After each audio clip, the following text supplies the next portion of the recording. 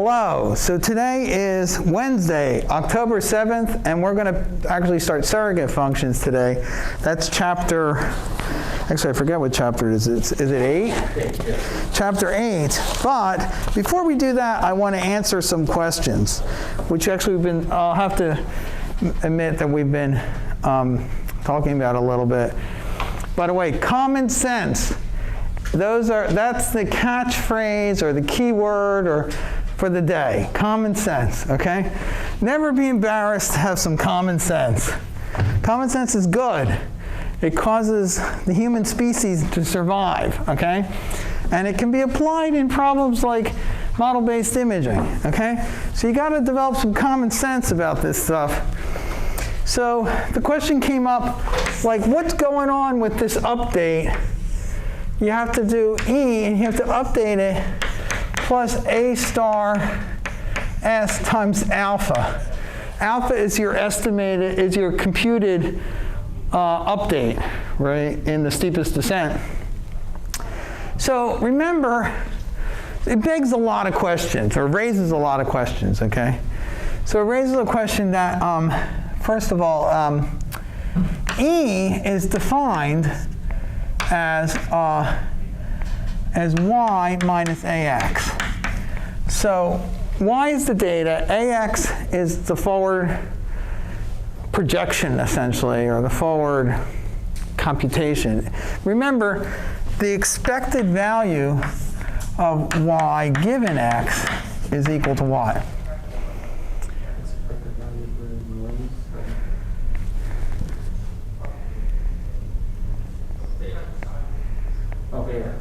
It's equal to AX, yes. Right? Yes. Common sense, okay? I mean, we could go through a big complicated calculation, but this is the answer, right? To do common sense, okay?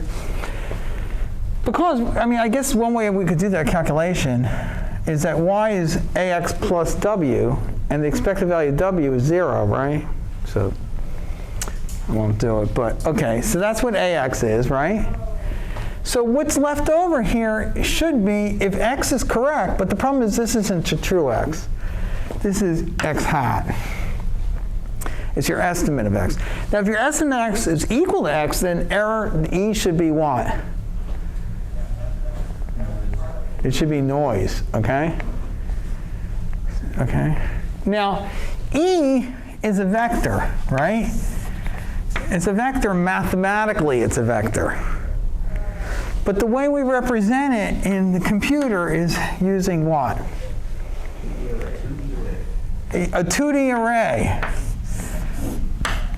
Now in this particular case, this particular example, y is an image, right? And x is an image. That won't always be the case. This is an image processing course, so x is usually an image. It doesn't have to be, but usually in this class it's an image. But y doesn't have to be an image. Y could be some other form of data. I mean, you can always arrange the data in some 2D array and then call it an image, but it's not really, you know, it may not be any physically meaningfulness to that, right? In the case of tomography, which you may or may not be aware about because we haven't really talked about in this class, but I do talk about it in 637, and a number of you have taken that. And then some of you may know about tomography separately. I'm just booting up my machine. Then what happens is that that data Y is what's called a sinogram. It's the measurements you get out of the tomographic scanner. And they're not, I mean, you can visualize them as an image, but they're not a conventional image. They don't look like an image. It doesn't look like your Uncle Frank fishing, okay, or whatever.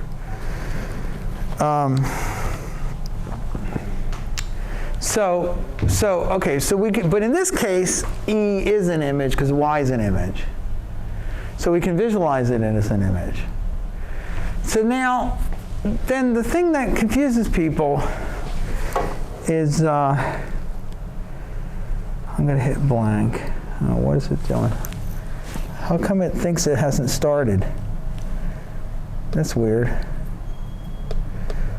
It's like I can't turn it off until it thinks it's turned on. And right now it doesn't think it's turned on. Okay, there it goes. So the question is, what is this?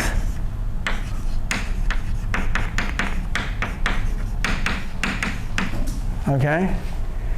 Well, A is a matrix. Okay, now A is a matrix because it's an operator. But you have to be a little careful. When I say A is a matrix, that assumes that its input X is a vector. But we actually store X as a 2D array. So if you think of X as a 2D array, then A is, the truth of the matter is, I don't want to like confuse you, but A is really a tensor, okay, in that case, because it's got 2 dimensions of input and 2 dimensions of output, right? So, but in this class at least, we avoid that because you need to be able to, at least some degree, I mean, there's a point at which all this breaks down, but you need at least some degree to relate this to traditional linear algebra, okay? So we try to avoid tensors. And that's why we get things like toplets, block toplets matrices, because we're avoiding tensors. If we did it with tensors, then they would be just toplets tensors, okay? I don't want to go on too much of a tangent, but it's important to be able to understand this first. And frankly, having taught the deep learning course, I would tell you that most students don't understand what a tensor is. So that's one level of abstraction even further. Let's just try to get our heads around vectors and matrices, okay? So I'm making an apology a little bit, but okay, so this is how we're doing it, okay? So you have to keep track of what's going on here because mathematically we represent it as a vector, but in the computer it's really an image or a 2D array. So what does that mean? So it means we get this matrix A multiplies by X, okay?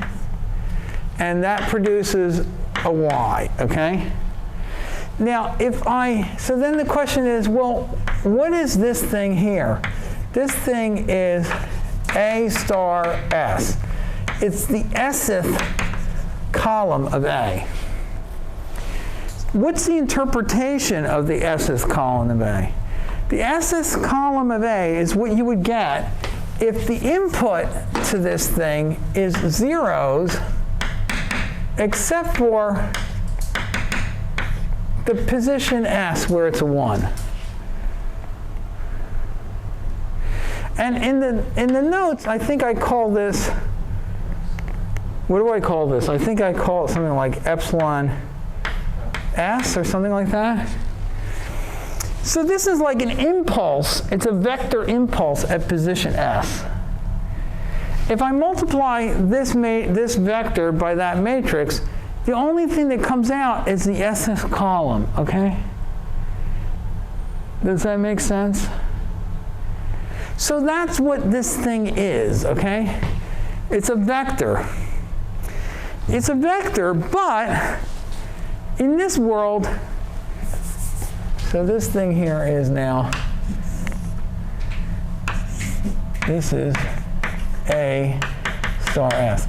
It's a vector, but in this world, these vectors really can be visualized as images or 2D arrays. So if I actually want to look at that, I don't really want to look at a vector, I want to look at an image. And the question is, what would that image look like? By the way, it doesn't hurt. I mean, I know that when you go to do these problems, you want to get done, right? Because you're like, oh my God, I got a lot of work to do. But if you can spare the time, it pays, and it actually saves you time. If you maybe don't go directly to the answer, okay? Use the computer as a way of visualizing some of these things to confirm your intuition. So you could actually take your operator A, which you've implemented maybe as a subroutine. So A, you should actually implement, it could be called A like this, okay? It could be the function A. You don't really want to store the matrix A, because that's horrible. But you can implement a function called A, and the function A has the property that when you put x in here, you get out y, okay? So it applies, it computes the result of multiplying by A. You don't want to store A, because storing A was horrible. But you can compute the output, okay? And the way you do that is, and the reason you can do that is because A is a very sparse matrix. What does it mean that it's sparse? It means most of its entries are 0. So, okay, so you could implement this, and then you could put a image in which just had a 1 in the pixel position S. So what would that look like? It would be like, at the position S, there's a 1. I don't know how to draw that. And every place else, there's zeros, okay? That's supposed to look like zeros. So it's an image. Now you could display that image, and you'd see, you'd have to zoom in, and then you just see 1 pixel, which is equal to 1 at that position. By the way, you have to take care of the scaling, too, to make sure that, because if you display the image on a scale 0 to 256 and you have a 1 there, it'll just all look black, okay? Even if you have it on a scale of 0 to 1, that'll be just 1 pixel. You might not see it unless you zoom in. It's like playing Where's Waldo. Have you ever played Where's Waldo? Is that a thing still? Okay, yeah.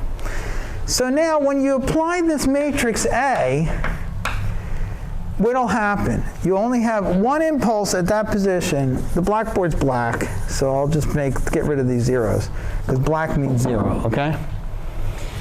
So I apply the A, and what's going to come out the other end?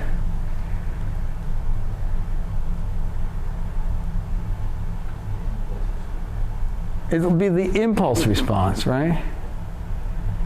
And what will the impulse response look like? So if I take this image, which is a 1 in position at S, and I apply this operator A from the lab, what does the operator A do? Blur. Excuse me? Blur. It does blur, okay, with a specified blurring kernel, right? If I apply that operator, what am I going to get out here? Excuse me? The blurring kernel. You'll get the blurring kernel, or what is called the impulse response, right? Correct? So that's what this will look like. You can check that. So when you're doing this update here, what the heck does this mean? It means that you take the old error, you add the impulse response positioned at location S, and you multiply by alpha. Right? Does that make sense?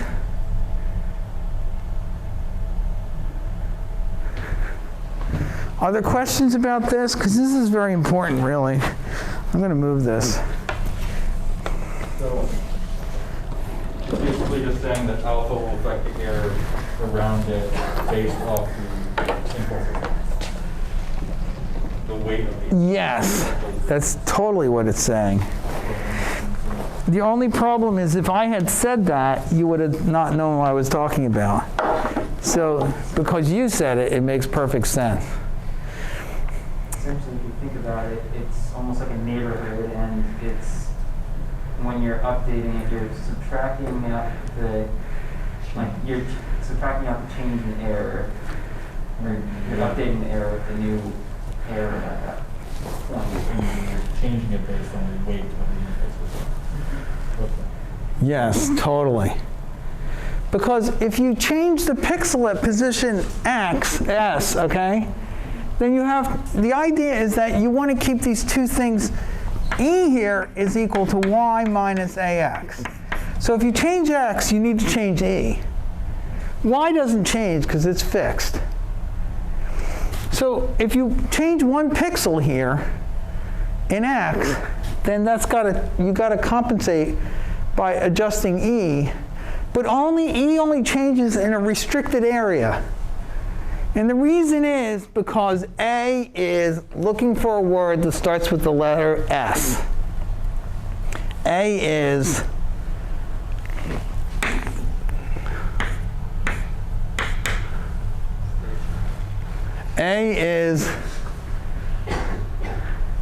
you can buy a letter for $100. Okay. Sparse. Did I get it right? Oh, I don't have enough letters. Okay. You guys got the last laugh. Okay. A is sparse.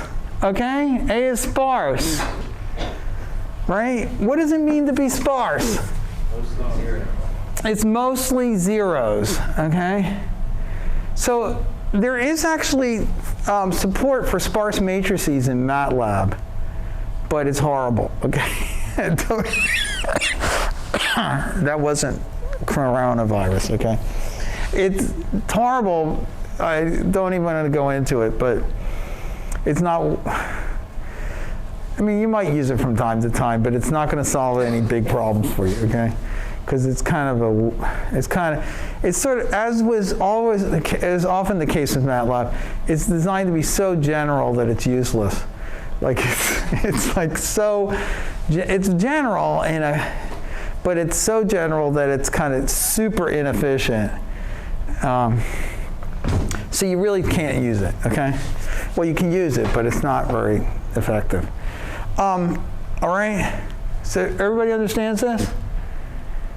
So this is a great time to go over this if you have any questions, because I'm a firm believer that before you can understand something, you have to be confused.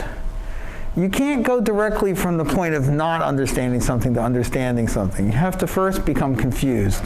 Then you can understand it, okay? So you guys have been very diligent, and you're confused. So that's a good thing. You've made an important step in the journey. So do you have any questions now? So yeah. For these labs, they have to be all coded in C, correct? You know, I really want them in C. A few people have pleaded with me for alternative programming languages. Python comes to mind. And I pushed back gently and found that it was like tissue paper. I went, boom, okay? Because they really didn't have a good reason, okay? Here's the thing. You're graduate students, right? And someday you all want to be hotshot data scientists, right? Correct? Sure, right? Okay. So you've got to learn about a thing called Unix, okay? Because all real data science is done like this, okay? It's sort of interesting, and here it is. I mean, I'll be on tape, and people can put nasty things in the email. You know, I should be so lucky that anyone would care about me enough to actually write anything nasty in my comments, okay? But here's the thing. You know, it was like, I remember like 20 years ago when Microsoft was riding high, okay? And everybody, all the sponsors were like saying, oh, you're going to have to get rid of that Unix stuff, okay? Because everything's going to be Windows, okay? Yeah, okay, here's my view. Basically, almost every computer on the planet, it runs Unix, okay? Except for a very, very small number that run Windows on people's desktops, okay? And even, especially, I think Android's basically Unix, right?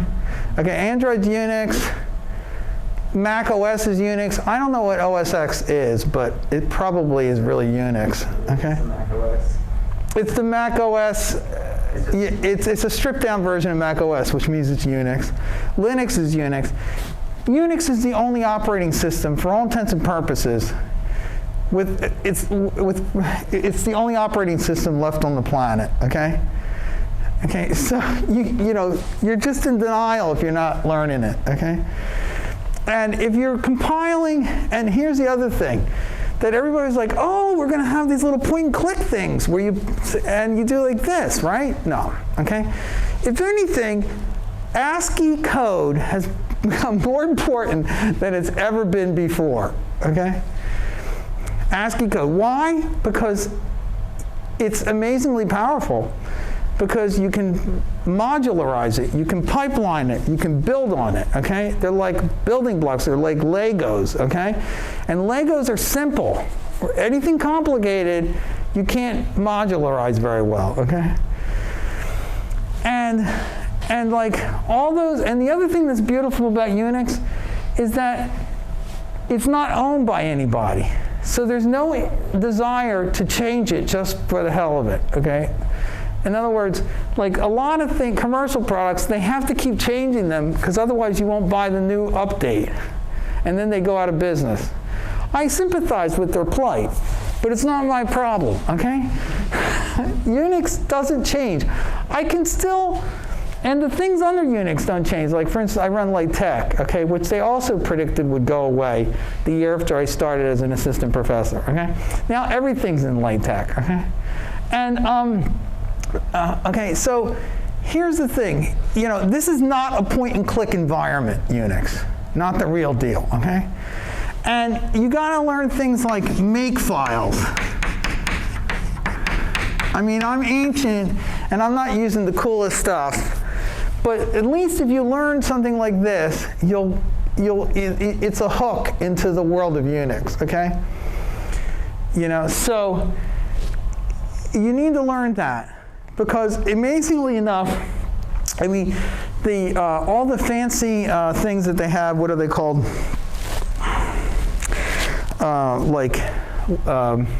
Language, they have a fancy name for it, language-specific editors and so forth that understand the language and can parse it and make suggestions. Those things are great, but in the end, you really want to be able to manage the core ASCII code, okay?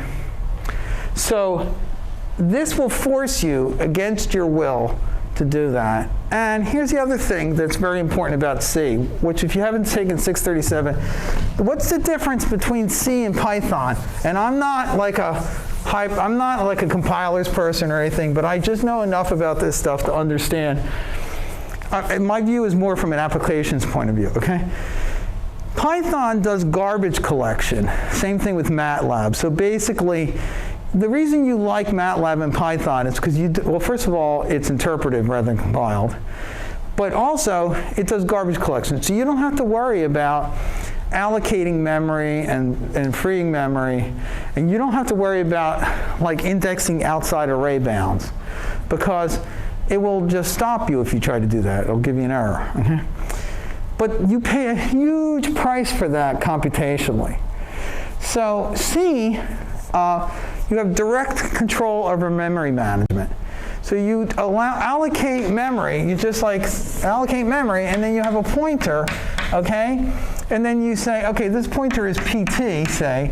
So you take TT plus N star, which is exactly the same thing as saying PTN, like that, right? And then it reads this point in memory, okay? And this thing pointer is actually a thing stored on the computer. It's a variable. It's a computer variable, right? So I can do anything with that pointer. I can set it to any value. I can index everywhere.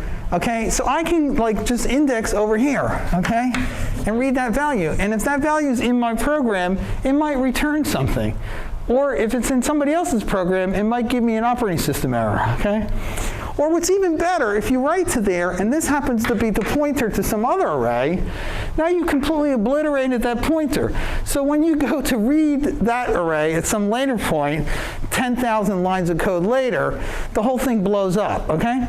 So the beauty of C is it's like using a chainsaw without the guard, okay? You can do amazing things, and you can do awesome damage, okay? So Python and MATLAB protect you against those things. C does not. So you need to have the only way to learn how dangerous C is to actually have something bad happen with it. Have some, okay, I hope that laugh wasn't too evil. But to do some really nasty thing with the memory, and you spend like days, you're like around the clock trying to debug it. And then after that, you'll respect it, and you'll always be very careful with it, okay? Okay? It's very powerful, but it's very dangerous. But that kind of programming language I see as being absolutely necessary for the foreseeable future. I don't see anything on the horizon that's going to replace C with something like Python, because you could never achieve the same level of efficiency, as far as I can tell. Maybe the computer scientists will disagree with me, okay? Do you disagree, or? People talk about Julia replacing C++. Yeah, well, let's have a separate conversation about that. But I totally believe that, yeah, there's definitely ways. Julia, yes, I'm all on board with. I don't really know anything about it, but a lot of people think it's a big deal. I agree, and it probably is. I'm inclined to think it could be very valuable. But yeah, okay, well, we'll talk separately about it. But I still think as people are still writing their core algorithms in C, because I don't know. Maybe someday there'll be like hardware support for doing this stuff, and it won't slow your code down. But right now, you got to write the code in C, okay, for high performance. Okay, and so you may as well get used to it, and you may as well get used to. I think the two barriers to using C for most people are getting used to the Unix environment, okay, and getting used to using C memory management, okay? And I actually think maybe there are probably people in here who know more about, I'm sure there are people who know more about it than I do, but the Windows is POSIX compliant now, isn't it? Is the newest versions of Windows POSIX compliant? So it's like Windows is sort of becoming, I predict that in 10 years, Windows will be Unix, okay? I mean, how much longer can they resist? They'll do the same thing Apple did, which is they'll like say, oh, we have this wonderful new upgrade, and it's Unix, okay? That's what happened with System 10. System 10, they basically converted from their operating system to Unix, yeah? Yeah, Windows, it has an option to like use a Linux subsystem type thing, so you can essentially be using almost a Linux virtual machine type thing just for the command line. Okay. You're saying that's part of Windows, or that's something you can add? Windows. Excuse me? That's built into Windows. It's built into Windows. Okay, I'm not surprised. Because ultimately I don't see that they have any choice. Yeah, the issue is that you can have two separate path files for things in the Linux kernel thing and in the regular Windows. Yeah. So you can have basically two versions of Python that do have different things happen. Oh, okay, yeah. And that gets into a lot of the other stuff like that I'm not very knowledgeable about. I don't want to pretend that I know more than I do, but things like Conda and so forth. Okay, good, all right? So I want you to do that. It's good for your soul, okay? It's good for your soul. Okay, any more questions about this? I have one question. Yeah. So it's monotonic decreasing for ICDs, but there's an issue where it seems to increase sometimes by e to the -10 or e to the -9. And I don't know if that's a floating point error, but we're using doubles, and floating point is like, wow, that's so accurate. So Yeah, it's like your plant. I mean, you actually, yeah, I mean, you're asking the most, I'm so joyful, okay, that you would ask that question. It's a beautiful, beautiful, beautiful question, okay? So the question is this. Every time you do an update, the cost should go monotonically down. But you're using double precision floats, okay? What's the precision of a double precision float? In the Mantissa, and you can look it up, because all the modern computers use IEEE standard for double precision and single precision float. There was some kind of weird thing. Oh yeah, I'm like a little worried about Apple and what they're going to do when they supposedly convert away from the PC, from the x86 instruction set, but we'll worry about that later, okay? But okay, it's basically a double in the mantissa has a precision of about 10 to the minus 15, okay? Roughly, it's powers of 2, okay? And then and float, the mantissa is 10 to the minus 7 or 8, I guess, something like that. But we're using doubles. So you're going to write out this cost function, right? And then what ends up happening is you get 1 point, I don't know, 7, 3, 4, 2, 1, 6, 8, 2, 9, 5, 4, 6, 4, 3, 7, 2. So 1, 2, 3, 4, 5, 6, 7, 9, 10, 11, 12, 13, 14, 15. I'm right on the spot. Actually, probably 14 because of 1 I didn't count. Okay, times e to the, I don't know, 3. By the way, for double precision, I think the exponent goes to something like 280 or something like that. I'm just going by memory, but the exponent doesn't matter that much. And then over here you'll have, so then what happens is that you have the next value, and it's going to be like 1, 7, 3, 4, 2, 1, 6, 9, 4, 7, 6, 3, 7, 2, 1, 4. Okay? That's what you're saying. So what this says is that, it went up. Now, actually, what might also happen is if these are negative, then you have to be careful because you have to flip this sign, okay? So if this was a negative, because it can be negative, okay? I think, well, in this application, I don't think it's ever negative. So let's say it's always positive, okay? This went up. So the question is, should I worry? You'd say, so here's the two possibilities. So your friend calls you on the phone and you say, let's go out for pizza and beer, And if you like such things, okay? And you go, well, I have this digit over here, and it's due tomorrow. And your friend goes, oh, don't worry about it. It's not a problem. 1, 2, 3, 4, 5, 6, 7. So it's like 1 part in 100,000 or something like that, right? Or no, 10,000. It can't possibly matter, okay? Is this a bug?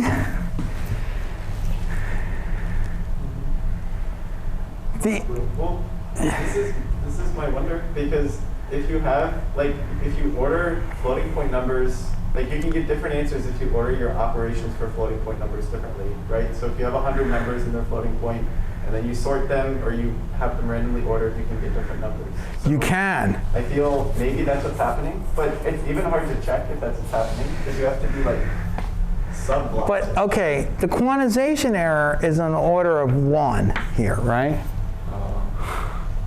So this is 1, this is 10, 100, 1,000, 10,000, 100,000, 1 million, 10 million.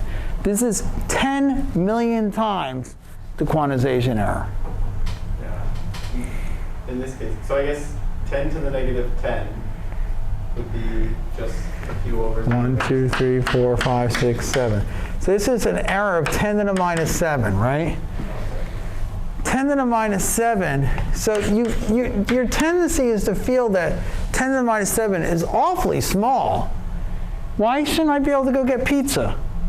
But the problem is this thing is hugely bigger than this. So the answer is, sorry, no pizza, okay?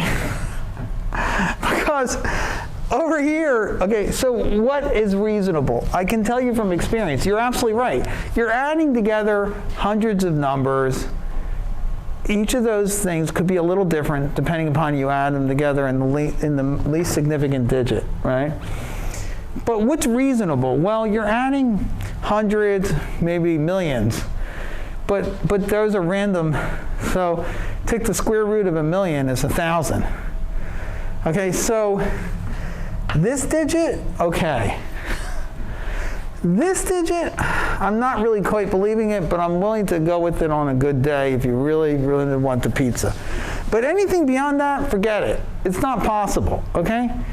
So that's an example of why, in my opinion, engineers are people, I wouldn't say they're pessimists, okay? And I wouldn't say they're optimists.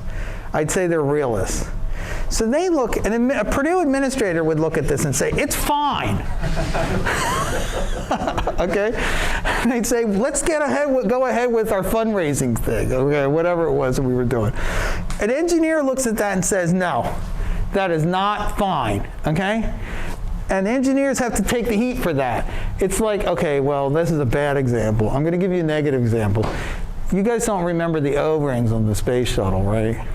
Okay, well, you know, it's the engineer that has to stand up and say, I'm sorry, I cannot certify this.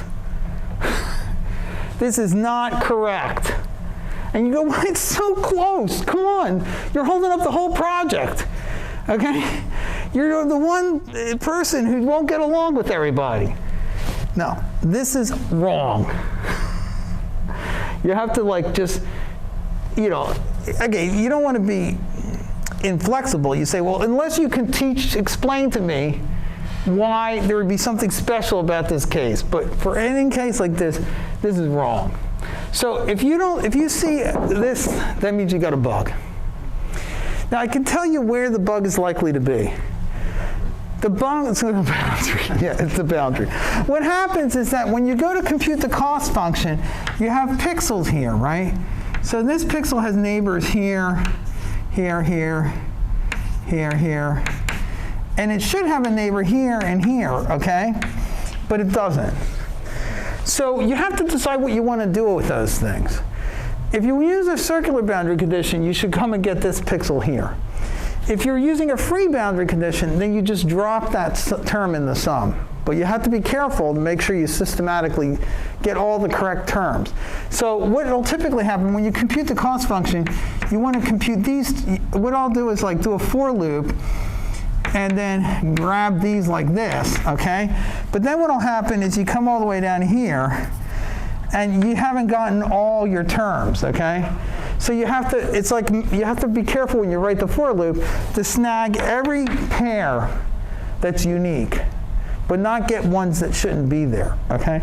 And you can say, sometimes students will do this. They'll say, well, I set that value to 0.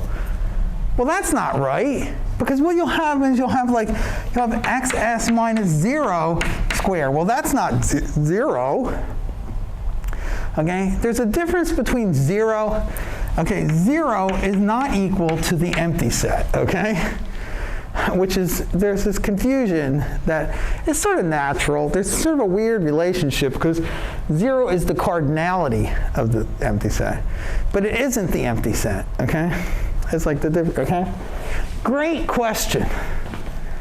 Any other questions? Wait, so I guess, like, so if the error is like 10 to the negative 12, we're fine. But if it's maybe 10 to the negative 10, that's too big. Yeah. Okay. Honestly, even 10 to the negative 12 is kind of pushing it. Like, usually it'll be like 10 to the, but if it's 12, fine, go get pizza, you're okay, okay? Okay, I mean, it's good enough, okay? But 10 to the minus 11, then yeah, it's like, I'm not believing it, okay? It's as if you know, like, you say, you know, like you say, oh, you know, I went to do something and some amazing coincidence occurred, okay? And I'll be like, wow, yeah. And I'll be like, I'm not sure I really believe you. Okay, but I'm like, but it could be true. And then you say, well, and then I did it again, and exactly the same coincidence occurred a second time. I'm going, okay, forget that. I totally don't believe that. You really expect me to believe that? That didn't happen, okay? By the way, I want to say, you know, okay, my daughter would say I'm very arrogant. That's probably true. The thing is that, like, I'm really good at solving mysteries, particularly involving, okay, I don't want to worry. You guys don't have to worry about cheating students. I've had some pretty spectacular discoveries of cheating students over the years because I apply Bayesian statistics, okay? It's amazingly powerful, okay? It's like people think, oh my God, do you have some sort of superpowers? And I'm like, no, I just do rough approximations of Bayesian statistics, okay? And I figured that probability was like 10 to the minus 30, okay? All right, okay, now we're going to talk about the next thing, which is majorization. Okay, majorization. So here it is. You have some crazy function you're trying to minimize. Typically, it might be a line search, but not necessarily. Sometimes it's a function in a multidimensional space that you want to minimize. So, okay? So what I'm going to show you works in one dimension, and it's most intuitive in one dimension, but it's completely general to multiple dimensions. Okay? So you have some point, we'll call it x prime. This is x. This is current state. So here's the thing. Read the notes. And here's my additional motivation for the fact that you should read the notes. This part is fun. I mean, okay, I know I'm a little weird. I think a lot of these things are fun, but really, this is fun, okay? This is fun. Because the mathematics corresponds to some very cute physical intuition. It's sort of fun, okay? So please read the notes. I don't think it's really that painful, okay? So this is your current state, okay? So what you do is this. You find a function which is equal to the original function at, I call this the point of approximation. So you find the function which is equal to the original function at the point of approximation. Continuous and continuously differentiable, say. It doesn't have to be continuously differentiable, but let's assume it is right now. Continuously differentiable and a strict upper bound. So it really, two conditions. So you have that, so you have this function is f of x, okay? And this function is q of x given x prime. X prime is the point of approximation because it's a function of both things, x and x prime, but mostly we think of it as a function of x because x prime is sort of fixed, or at least it changes slowly, okay? So what we have is that we have q of x prime is going to be equal to f of x prime when x equals x prime. Oh, that looks like a lot of notation, but it really isn't so bad. It looks ugly, okay? But what does it really mean? It means something pretty simple. It means that, it just means that these two functions are equal at this point. Does everybody see that? Because here x is x prime, and f is x prime, okay? Okay, then furthermore, q of x given x prime is greater than or equal to f of x for all x. So these are the two conditions, 1, 2, okay? If those two conditions hold, then it's easy to show that if I take x double prime equals the arg min over x of q of x given x prime. See, the notation gets like a little weird, and I'm saying the word x a lot, okay? But it's really not that complicated if you have the picture in your head. What I'm saying here is I'm like finding the value of x that's minimum, that minimizes the function. So that's going to be like here, okay? I didn't draw this particularly well.